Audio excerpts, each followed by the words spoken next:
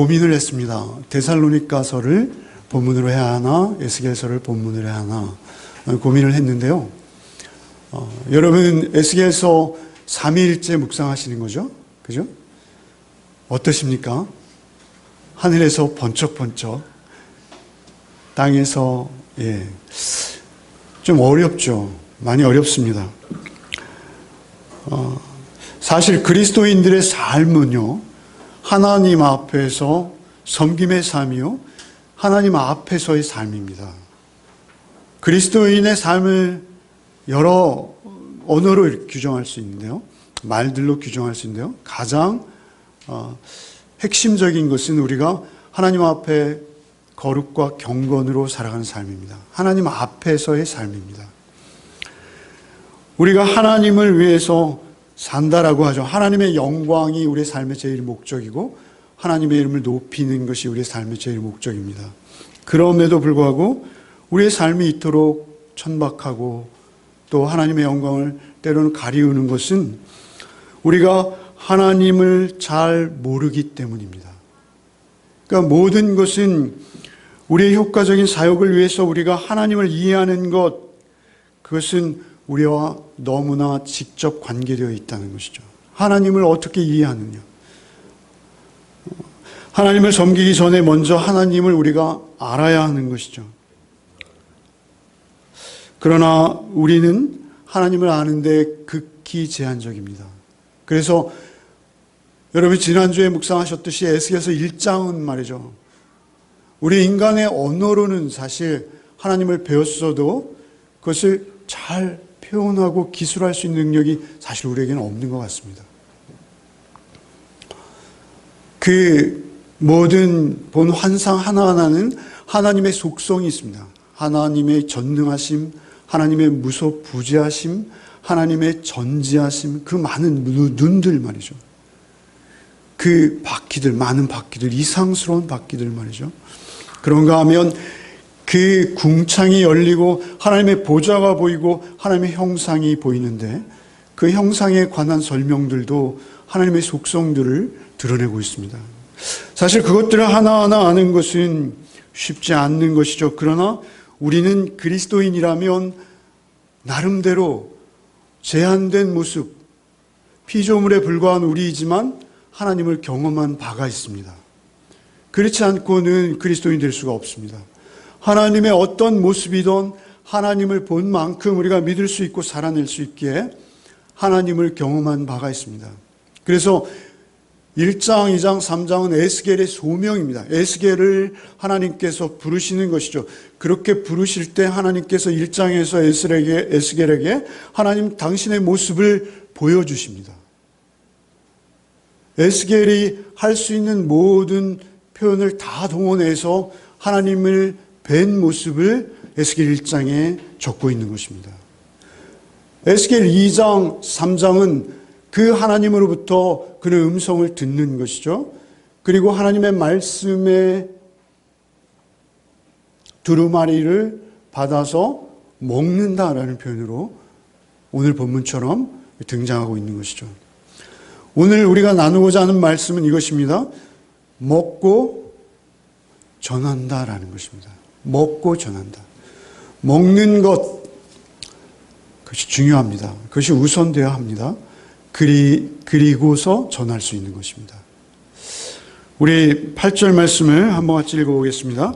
너 인자야, 내가 내게 이르는 말을 듣고 그 패역한 족속같이 패역하지 말고 내 입을 벌리고 내가 내게 주는 것을 먹으라 하시기로. 사실은 지금 에스겔은 말이죠, 이스라엘 가운데 있습니다. 이스라엘은 입만 열면 하나님을 이야기하는 소위 말하며 하나님의 백성들입니다. 그런데 그들이 바벨론에 당했어요. 바벨론에 제압되었어요. 그래서 결국 바벨론의 포로로 끌려올 수밖에 없었고 그 포로지에 있었던 것이죠. 그 가운데 에스겔은 그 그발강가에 가서 30세의 청년이죠. 요즘 말로 하면 백수입니다. 간절한 마음으로 하나님께 이스라엘의 상태를 놓고 기도하고 있었어요. 그런 그에게 하나님께서 하시는 말씀은 먹으라는 것입니다. 일단 먹으라. 그래야 전할 수 있다라는 것이죠. 여러분, 우리가 하나님의 말씀을 먹지 않으면 전하지 않는 게 좋습니다. 하나님의 말씀이 우리에게 살아계신 하나님의 음성으로 들리고 그 음성에서 한 자락이라도 나에게 진지하고 진실한 깨달음이 있기 전에는 하나님에 대해서 말씀을 한다든지 하나님을 전하지 않는 것이 더 좋습니다. 기록된 말씀의 근거에서 하지 않으면 우리는 전부 다 하나님을 더 혼탁하게 하는 것이요, 하나님의 모습을 가리는 것이요, 때로는 하나님을 욕되게 하는 자리까지 나갈 수 있는 것이죠. 9절 말씀을 함께 읽겠습니다. 내가 보니 보라, 한 손이 나를 향하여 펴지고 보라, 그 안에 두루마리 책이 있더라. 그 당시에도 그들에게는 책이 있었습니다. 파피루스나 또는 양피지 같은 곳에 기록된, 오늘날 우리가 이렇게 들고 편하게 읽을 수 있는 책은 아니지만 그들에게도 모세오경이 있었고 그 외에 약간의 하나님에 관한 기록들이 있었을 것이죠. 하나님께서는 환상 중에 그 청년 에스겔에게 이것을 먹으라라고 말씀하시네요. 그 안에 두루마리 책이 있더라. 그 책을 먹기 전에 우리가 전하면 그것을 자꾸 나름대로 변경합니다. 그리고 나름대로 엉뚱한 해석을 가하기도 하고요. 자신의 유익한 대로 하나님의 의도가 아니라 사람의 생각으로 그것을 해석하게 되는 것이죠. 그러다 보면 그것은 전혀 다른 의미가 됩니다. 비슷한데 전혀 다를 수 있습니다. 그러니까 여러분도 사실은 제가 여기서 여러분에게 강단에서 메시지를 전하지만 감히 하나님의 말씀을 해석하고자 전하는 것이지 제 주장을 해서는 안 된다는 것입니다. 여러분도 저의 이야기들, 말씀을 들을 때, 소위 설교를 들을 때 여러분은 그 설교를 통해서 살아계신 주의 음성, 기록된 그 말씀으로 다가가는 것이지 결코 저의 이야기에 주목하는 것은 아니라는 것입니다. 주님께서 오셨을 때 이 책, 두루마리 책을 언급하셨어요. 히브리서 10장 7절에 우리가 묵상하고 바로 지나왔습니다만, 이에 내가 말하기를 하나님이여 보시옵소서, 두루마리 책에 나를 가르쳐 기록된 것과 같이 하나님의 뜻을 행하러 왔나이다. 그러니까 하나님께서 보내신 그 아들 예수 성자는 하나님의 뜻을 행하러 온 것이요, 하나님의 일을 하러 온 것인데, 그 모든 것들은 사실은 그 한 분을 위해서 예고되었고 그 한 분을 위해서 기록되었고 준비되었다. 우리가 잘 알고 있는 누가복음 24장 44절에 엠마오로 가고 있는 두 제자에게 예수께서 오셔서 또 이르시되 내가 너희와 함께 있을 때 너에게 말한 바 곧 모세의 율법과 선지자의 글과 시편에 나를 가리켜 기록된 모든 것이 이루어져야 하리라 한 말이 이것이니라 하실 때 그 모든 책은 오직 한 분을 주인공으로 하시는 것이죠. 구약은 오실 메시아, 신약은 오신 메시아. 너무나 당연하게 우리가 다 알고 있는 것입니다만 우리는 그 점을 절대 놓쳐서는 안 되는 것입니다. 10절 같이 한번 읽겠습니다. 그가 그것을 내 앞에 펴시니 그 안팎에 글이 있는데 그 위에 애가와 애곡과 재앙의 말이 기록되었더라. 놀랍게도 그 펼친 말씀 가운데는 전부 말이죠. 애가와 애곡과 재앙이었어요. 내용이요. 여러분 이미 말씀드렸지만 그들이 당시에 가지고 있었던 구약 내지는 소위 말하면 이스라엘의 역사, 아담 이후의 이스라엘의 역사는 말이죠. 인류의 역사는 말이죠. 하나님 앞에 계속 패역하고 반항하고 우상을 쫓고 그리고 넘어지는 역사예요, 사실은. 구약에서 우리가 배울 것은 그 가운데도 그들이 하나님의 은혜로 힘을 입어서 하나님의 영광되는 삶을 살고 누리는 자들이 있었는데 그것은 오직 하나님 곧 예수 그리스도 안에서 얻는 능력이요 힘이요 또 영광이었습니다. 어찌되었든 그 불순종의 역사 가운데서 우리가 배울 수 있는 것은 무엇이며, 우리가 자연인 상태에서 우리는 태생적으로 악하다는 것입니다.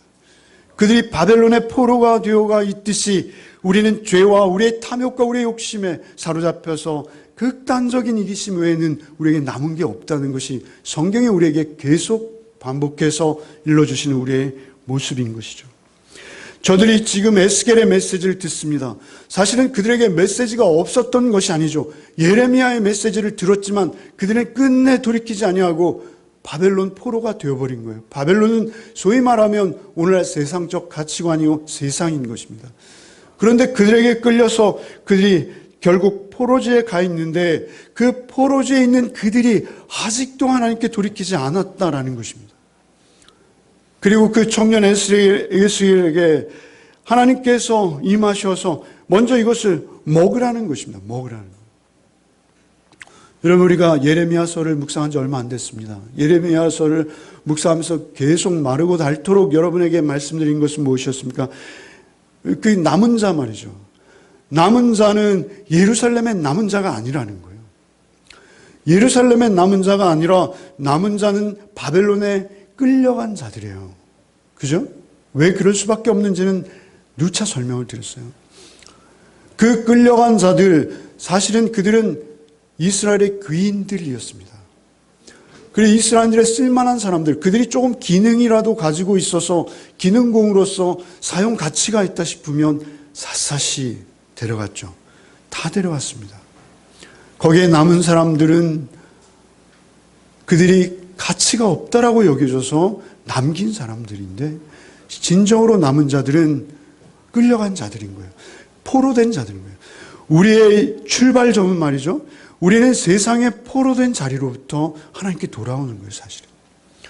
어찌되었던 그들이 그곳에 다 끌려갔는데 그들 중에 돌아오는 숫자는 고작 5만이 되지 않아요. 그들이 그 세상의 모든 가치를 버리고 오직 하나님을 향해서 그 황무지나 다름없는 바벨론을 뒤로하고 예루살렘을 향해야 하는데, 그렇게 돌아오는 자는 소수라는 것이죠. 작은 숫자예요.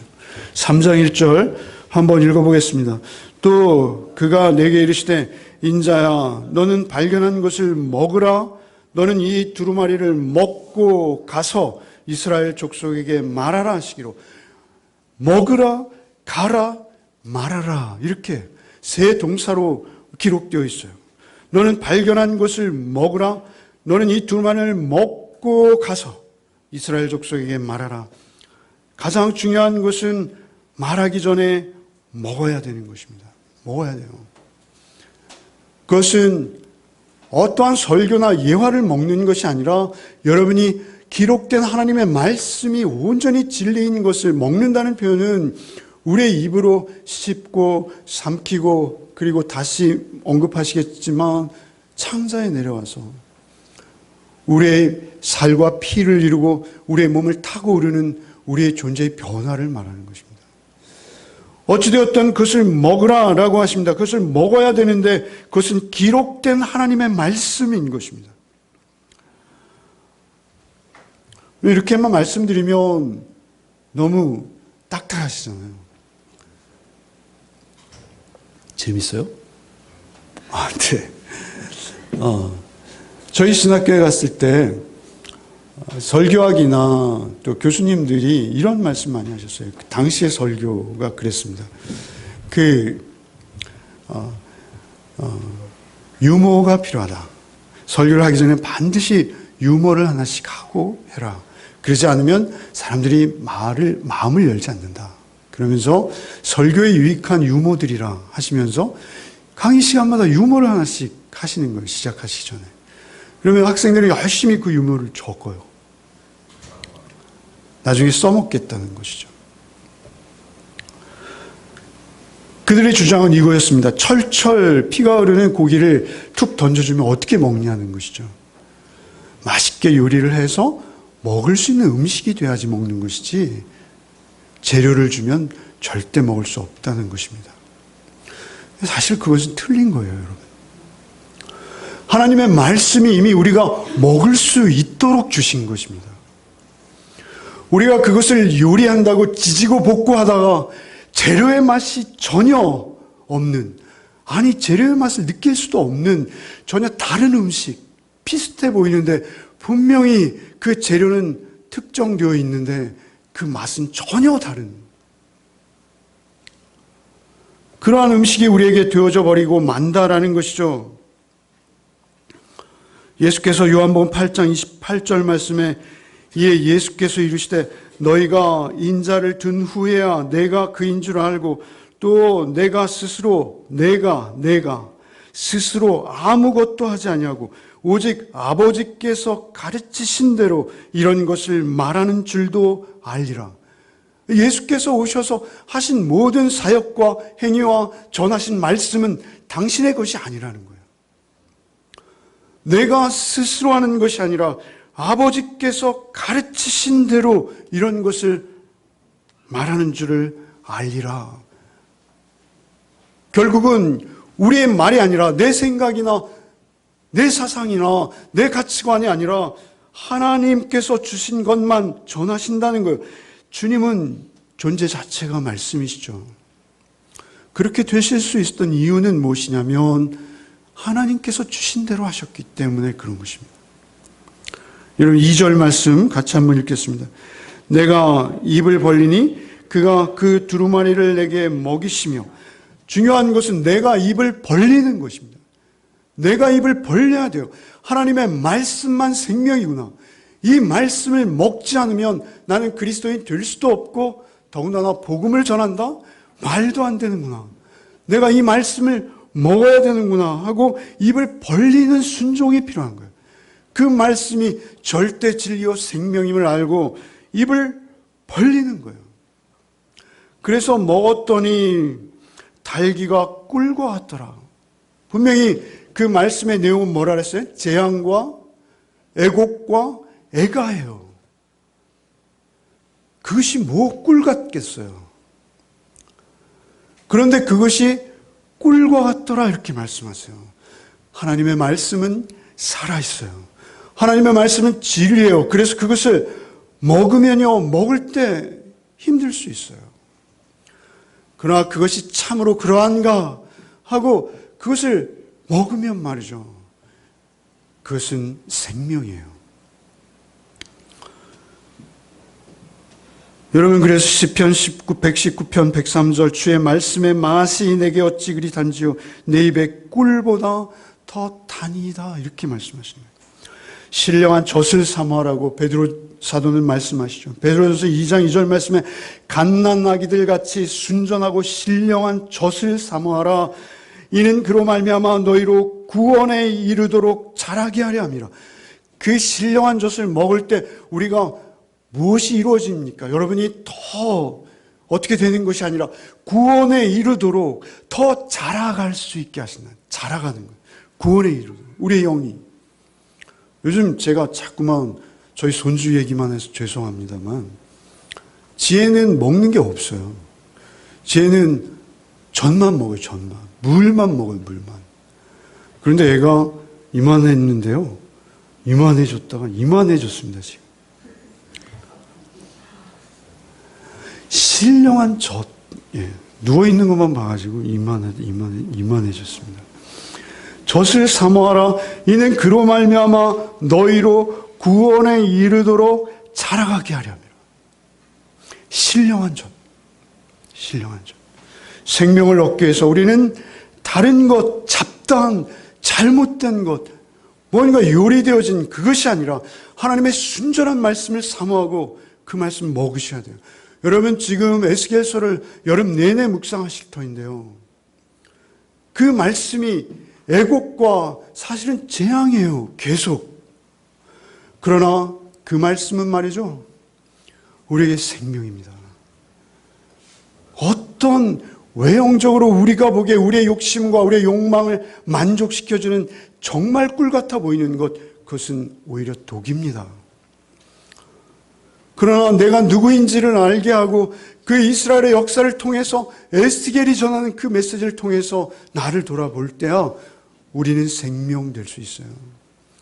주님께서는 먹는 것과 관련해서 오병이어의 기적 이후에 이렇게 말씀하세요. 요한복음 6장 47절 이하에 진실로 진실로 너희에게 이르노니 믿는 자는 영생을 가졌나니 내가 곧 생명의 떡이니라. 너희 조상들은 광야에서 만나를 먹었어도 죽었거니와 이는 하늘에서 내려오는 떡이니 사람으로 하여금 먹고 죽지 아니하게 하는 것이니라. 나는 하늘에서 내려온 살아있는 떡이니 사람이 이 떡을 먹으면 영생하리라. 내가 줄 떡은 곧 세상의 생명을 위한 내 살이니라 하시니라. 그러므로 유대인들이 서로 다투어리되 이 사람이 어찌 능히 자기 살을 우리에게 주어 먹게 하겠느냐. 예수께서 이르시되 내가 진실로 진실로 너에게 이르노니 인자의 살을 먹지 아니하고 인자의 피를 마시지 아니하면 너희 속에 생명이 없느니라. 내 살을 먹고 내 피를 마시는 자는 영생을 가졌고 마지막 날에 내가 그를 다시 살리리니 내 살은 참된 양식이요 내 피는 참된 음료로다. 내 살을 먹고 내 피를 마시는 자는 내 안에 거하고 나도 그의 안에 거하리라. 예수께서는 당신을 내어주시고 그리고 우리는 당신을 먹고 살아나게 하신 거예요.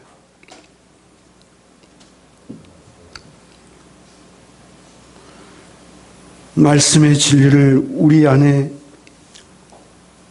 영혼이 되게 하시는 것이죠. 말씀이 우리의 혈관과 우리의 피를 타고 흐르고 말씀이 우리의 존재를 규정하는, 그래서 사실은 그것은 꿀과 송이꿀보다 더 달다는 거예요. 그런데요, 말씀을 먹었는데도요, 우리의 삶은 그렇게 녹록하지 않아요. 그것도 성경의 진리입니다. 여러분, 사도 요한께서는 이렇게 말씀하세요. 에스겔 10장 10절, 내가 천사의 손에서 작은 두루마리를 갖다 먹어버리니 내 입에는 꿀같이 다나 먹은 후에 내 배에서는 쓰게 되었더라. 계시록 10장 10절.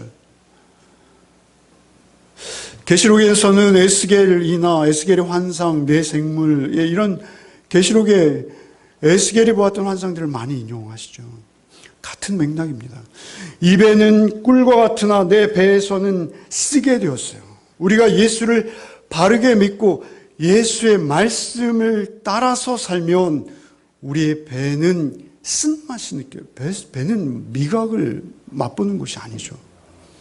그런데도 쓰다라는 것은 녹록하지 않다는 거예요. 에스겔은 하나님의 그 말씀을 받아 먹었는데요, 에스겔서 여러분 읽어보시면 그 다음에 전개되는 에스겔의 삶은요, 비참합니다. 여러분, 에스겔 선지자 삶 아시잖아요. 한쪽으로 누워서 1년 이상 사람들이 지나가는 길에서 말이죠, 음식도 말이죠, 인분으로 연료를 삼아, 인분을 나중에 쇠똥으로 바꿔주셨어요. 이스라엘 남자에게는 생명처럼 여겨지는 머리를 다 밀어야 됐고 수염을 다 밀어야 됐고 그의 삶은 녹록하지 않아요. 그러나 그는 벅찬 감격으로 그 사역을 감당해낼 수 있었어요. 그것은 하나님의 말씀을 먹었기 때문에 그래요. 예레미야도 마찬가지입니다. 여러분, 우리가 예수 믿어서 정말 불행 끝 행복 시작 이런 게 아니라는 것이죠.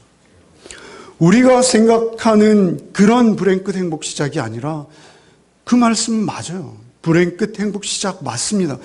그러나 그것을 단순하게 보지 말라는 것입니다. 여러분, 예레미야 15장 16절에 만군의 하나님 여호와시여, 나는 주의 이름으로 일컬음을 받는 자라. 내가 주의 말씀을 얻어 먹었사오니 주의 말씀은 내게 기쁨과 내 마음의 즐거움이오나. 주의 말씀을 받아 먹었는데 기쁨과 즐거움이오나 그렇지 않다는 거예요. 17절에 이어지는 말씀, 내가 기뻐하는 자의 모임 가운데 앉지 아니하며 즐거워하지도 아니하고 주의 손에 붙들려 홀로 앉았사오니 이는 주께서 분노로 내게 채우셨음이니이다. 이것은 무엇입니까?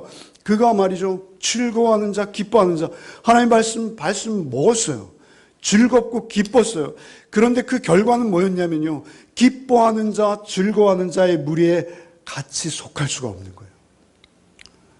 그들은 거짓 선지자의 말씀을 듣고 평안하다 평안하다, 바벨론 우리 못 쳐들어와, 예루살렘 성 여기는 하나님이 함께 하셔, 그 누구도 우리를 정복할 수는 없어. 그 거짓 선지자들의 거짓 평화와 그 평강 가운데 취해서 그들이 오히려 즐거워하고 있을 때 그는 오직 하나님의 손에 붙들려 홀로 앉아 있었다는 거예요. 내가 기뻐하는 자의 모임 가운데 앉지 아니하며 즐거워하지도 아니하고 주의 손에 붙들려 홀로 앉았사오니 이는 주께서 분노로 내게 채우셨음이라. 오히려 즐겁기는커녕 하나님의 말씀을 받아 먹고 즐겁고 기뻤다 했는데 그 이후의 고백은 분노로 내게 채우셨다는 거예요. 하나님의 끝없이 배역하며 하나님의 말씀을 등지고 하나님의 영광을 가리면서 그 음란과 정욕을 쫓아서 극단적 이기주의로 갈라지는 그 민족의 모습을 보면서 예레미야는 분노했어요. 여러분, 우리의 그리스도인의 삶은 그런 것입니다.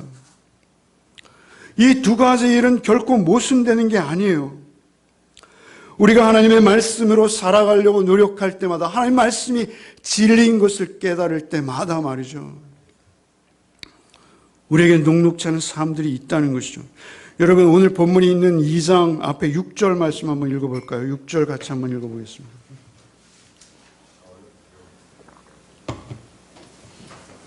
같이 한번 읽겠습니다. 인자야, 너는 비록 가시와 찔레와 함께 있으며 전갈 가운데 거주할지라도 그들을 두려워하지 말고 그들의 말을 두려워하지 말지어다. 그들은 패역한 족속이라도 그 말을 두려워하지 말며 그 얼굴을 무서워하지 말지어다. 두려워 말라, 두려워 말라 3번이나 말씀하시고 또 무서워 말라. 우리가 그리스도인으로 세상을 살 때 두려운 거예요. 여러분, 세상에서 무엇을 얻지 못해서 두려운 것이 아니라 세상을 살 때 우리의 주변에 가시가 있고 찔레가 있다, 심지어 전갈 가운데 거주한다. 전갈은요, 아주 맹독성이 있어서 물리면 직사하는 거예요. 그런데 그 전갈이 그냥 지나다니는 게 아니라 전갈 가운데 거주한다, 이렇게 말씀하세요. 그들은 다 유대인이었어요. 에스겔 주변에 있는 자들은 입만 열면 하나님을 이야기하는 자들입니다. 그런데 그들이 전갈이라는 거예요. 그들이 너의 생명을 빼앗아갈 수도 있다는 거예요. 여러분, 우리가 그들에게 물리고 그들의 논리에 설득되어지고 그들의 논리에 마취되어져요. 마치 내가 조금만 나에게 불이익이 오기만 해도 하나님이 나를 버리셨다는 거죠. 그건 생명 없는 자의 반응이에요. 여러분, 그렇게 하기 위해서 우리에게 이 전갈과 같은 그들에게 우리가 우리의 생명을 빼앗기지 않기 위해서 말이죠, 하나님의 말씀을 붙들어야 되는 거예요. 그 말씀을 붙들고 있으면 우리는 두려워하지 않고 무서워하지 않을 수 있다는 거예요. 여러분, 3장 9절 말씀도 한번 읽어보겠습니다. 3장 9절. 같이 읽겠습니다. 내 이마를 화석보다 굳은 금강석 같이 하였으니 그들이 비록 반역하는 족속이라도 두려워하지 말며 그들의 얼굴을 무서워하지 말라 하시니라.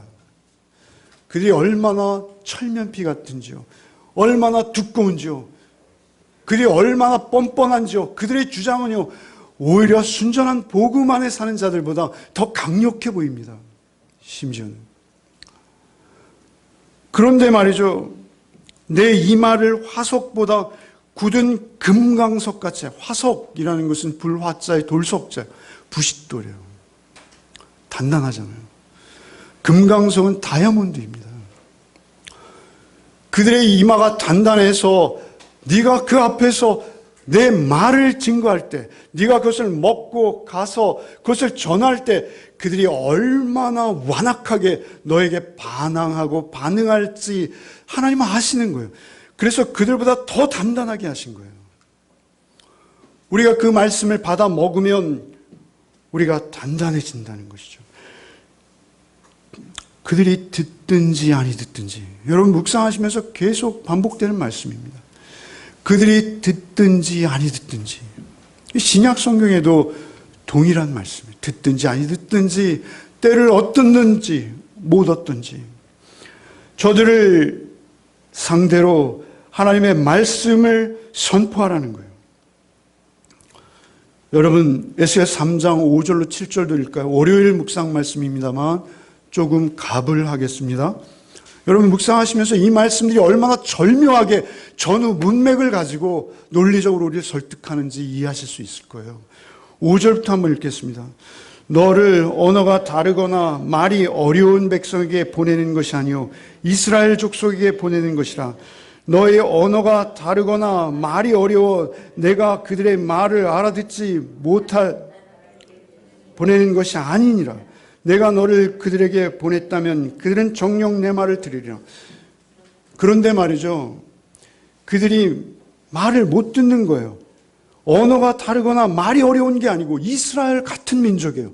같이 예수 믿는다 하는 자들이에요. 그런데 말이 안 통하는 거예요. 그에게 보냈는데 그가 영어로 말하는 것도 아니고 독어로 말하는 것도 아니고 일어로 말하는 것도 아니고 한국말로 합니다. 한국말로. 그런데 계속 나오는 반응은 무엇이냐면 목사님 말씀 너무 어려워요. 목사님 말씀 너무 어려워요. 여러분 우리 교회를 떠난 많은 분들이 저에게 주신 말씀, 목사님 말씀 너무 어려워요. 사실은 어렵죠. 그러나 본문을 이해하기 쉽도록 하기 위해서 저는 나름 최선을 다하는 말씀이에요. 그러나 여러분 그 말씀을 받아 먹어야 된다는 것이죠. 말이 어려워서 어려운 것이 아니에요. 사실은 그 내용이 못마땅한 것이죠. 중요한 것은 저의 이야기가 아닙니다. 그것은 성경의 이야기고 하나님의 말씀이고 우리에게 생명을 주시는, 오직 유일한 구원을 주시는 하나님의 기록된 음성이에요. 그러나 주께서 이렇게 말씀하세요. 7절 말씀에 그러나 이스라엘 족속은 이마가 굳고 마음이 굳어 내 말을 듣고자 아니하리니 이는 내 말을 듣고자 아니함이니라. 네 말을 듣고자 하는 것이 아니라 내 말을 듣고자 하지 않는 것이다. 그들은. 왜냐하면 에스겔이 전하는 것은 자기의 소견이 아니라 하나님의 두루마리 책을 먹고 전하는 거예요. 그러나 그 말씀은 그들에게 들리기를 재앙과 애곡과 애가였어요. 그러나 그것을 그들이 받아 먹기만 하면 그들이 사는 거예요. 꿀과 소깃꿀보다 더 단 거예요. 신령한 젖인 거예요. 비록 그 말씀을 먹음으로 인해서 그가 치료할 대가가 있습니다. 분명히 있습니다. 우리는 그래서 함부로, 기독교인은요, 함부로 처신할 수 없는 거예요. 우리가 판단하고 말하고 행하고 하다못해 시장에 가서 물건을 하나 구입할 때도 우리는 내 마음대로 할 수 없는 거예요.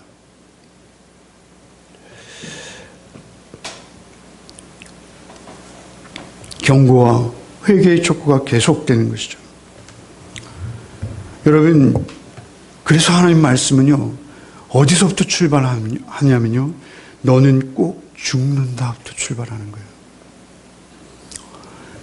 여러분 17절, 3장 17절부터 한번 읽어보겠습니다. 3장 17절. 인자야, 내가 너를 이스라엘 족속의 파수꾼으로 세웠으니 너는 내 입의 말을 듣고 나를 대신하여 그들을 깨우치라. 가령 내가 악인에게 말하기를 너는 꼭 죽으리라. 너는 꼭 죽으리라. 의인은 없나니 하나도 없는 거예요. 하나님의 말씀은 너는 꼭 죽는 것에부터 시작하는 거예요. 바벨론에서 주의 음성을 듣는 거예요. 우리는. 너는 꼭 죽으리라 할 때 내가, 같이 읽겠습니다. 할 때 내가 깨우치지 아니하거나 말로 악인에게 알려서 그의 악한 길을 떠나 생명을 구원하게 하지 아니하면 그 악인은 그의 죄악 중에서 죽으려니와 내가 그의 핏값을 내 손에서 찾을 것이고 내가 악인을 깨우치되 그가 그의 악한 마음과 악한 행위에서 돌이키지 아니하면 그는 그의 죄악 중에서 죽으려니와 너는 내 생명을 보존하리라. 그가 그 말씀을 거절하면 그는 그의 죄악 중에 죽는 것이요 여러분이 전한 것은 무죄가 되는 거예요. 여러분은 사는 거예요. 말하라 하십니다. 어디 가서든지 말하라 하십니다. 여러분이 말씀을 받아 먹었으면 그것으로 생명 구하는 말씀을 여러분의 삶에서 삶으로 또 우리의 언어로 토해내라는 것입니다. 앞뒤로 자꾸 왔다 갔다 해서 죄송한데요. 논리적 연결이 그렇습니다. 여러분 이것을 묵상하시면 결국 동일한 결론에 이르게 되는데요. 에스겔 2장 4절도 한번 읽어보겠습니다. 읽겠습니다. 이 자손은 얼굴이 뻔뻔하고 이들이 마음이 얼굴이 굳어요. 그래서 전하는 자는 어떻게 했어요? 화석과 금강석이 되게 한 거예요. 계속 읽겠습니다. 마음이 굳은 자니라 내가 너를 그들에게 보내노니 너는 그들에게 이르기를 주 여호와의 말씀이 이러하시다 하라. 그들이 우리가 할 말은 이거예요. 주 여호와의 말씀이 이러하여. 여러분의 주장을 하는 것이 아니라 주의 말씀이 이러해요. 기록된 말씀이 이래요. 이렇게 전하는 거예요. 한번 죽는 것은 정해진 것이요. 모든 사람이 죄를 범하였으면 하나님의 영광에 이르지 못한다 하셨습니다. 의인은 없나니 하나 없다 말씀하셨어요. 거기서부터 복음은 출발하는 거예요. 듣든지 안 듣든지 전하는 자의 책임이 아니라는 거예요. 열매를 맺는 분은 오직 하나님 한 분이세요. 우리가 열매를 맺을 수는 없어요. 절대. 우리의 의무를 다하는 거예요. 그것이 내 부모일지라도 그것이 내 자식일지라도 열매는 내가 맺을 수 없다는 것입니다. 하나님께서 은혜 주시지 않으면 못한다는 거예요. 결론을 맺겠습니다. 여러분 먹으셔야 합니다. 먼저 여러분 먹으셔야 합니다. 여러분 그 말씀을 채우셔야 합니다. 입을 벌려서 우리의 창자에 채워서 철저히 소화하고 그리고 그 말씀이 육신이 되어신 예수가 우리의 혈관을 타고 우리의 살을 구성해야 합니다. 요한복음 1장 14절 늘 말씀해 예수는 말씀이 육신이 되어 우리 가운데 거하시며 말씀이 육신이 되어 우리 가운데 거하시는 거예요. 그 말씀을 먹고 소화해낼 때 말씀이 육신이 되어 우리 가운데 거하시며 우리가 그 영광을 보니 아버지의 독생자의 영광이요 은혜와 진리가 충만하더라. 그 독생자의 영광이 여러분의 삶에서 증거되어지기 위해서는 그 말씀을 드셔야 하는 거예요. 에스겔도 예레미야도 이사야도 다 그 말씀을 먹은 거예요. 예레미야는 이렇게 말하죠. 예레미야 20장 9절에 내가 다시는 여호와를 선포하지 아니하며 그 이름으로 말하지 아니하라면 나의 마음이 불붙는 것 같아서 골수에 사무치니 답답하여 견딜 수가 없나이다. 여러분 복음을 여러분 안에 가지고 있으면요 여러분이 참으로 사랑하는 이웃, 여러분의 부모님, 여러분의 자녀들을 향해서 여러분 눈물로 호소하지 않을 수 없어요. 그 얘기 좀 그만해. 그 얘기 좀 그만 끄네. 그래도 멈출 수 없는 거예요. 사도행전 4장 20절 말씀에 보면 그 사도들이 말이죠. 사내들인 공회의에서 너희 다시 예수 말하면 죽일 거야? 라는 그 협박 속에 4장 20절 우리가 보고 들은 것을 말하지 아니할 수 없다. 답변이 그거예요. 우리가 말씀을 먹었는데 그 먹은 말씀이 우리의 피를 타고 흐르는데 우리가 그 말씀을 증거하는 일에 우리가 소용되지 않을 수 없다는 거예요. 여러분 예수 믿었으면요 이건 당연한 거예요. 전도는요 여러분의 취사 선택사항이 아니에요. 여러분이 생명 얻은 구원받은 자가 맞다면 여러분의 삶 속에서는 구원 얻은 자다운 삶과 언어가 나와야 되는 거예요.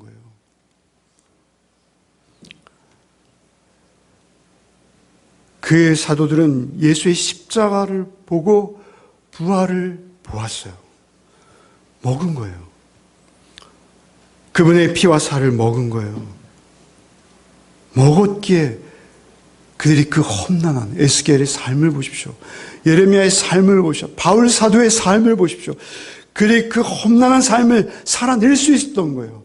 예수의 피가 내 피 속에 흐르고 있고 예수의 살이 나의 살을 이루어 버렸어요. 그래서 이제는 예수 없이 살 수 없이 되었고 그 예수로 살다 보니까 여러분 그 험난한 삶조차도 오히려 늘 기쁨으로 찬양하며 말이죠. 감사하며 말이죠.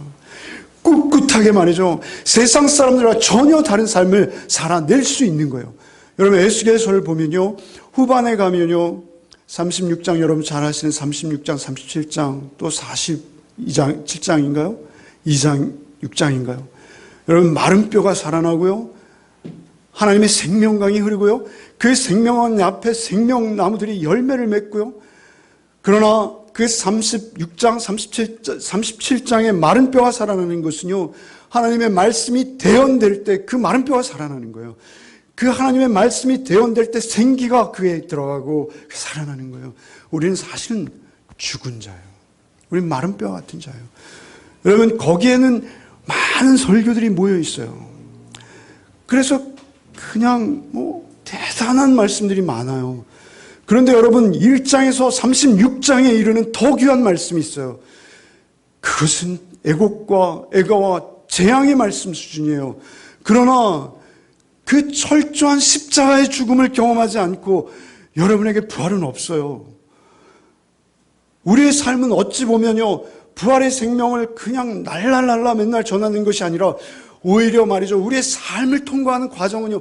십자가를 지고 한 걸음 한 걸음 좁으면 좁은 길을 많은 사람이 찾지 않아요. 그 길은.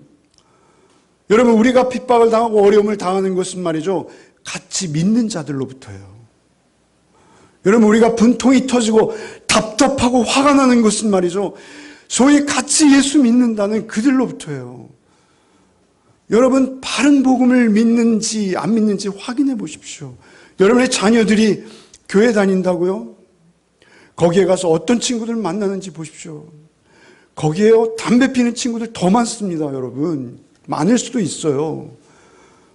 여러분 거기에 있는 애들이요 막 짝지어서 더 험난할 수도 있어요.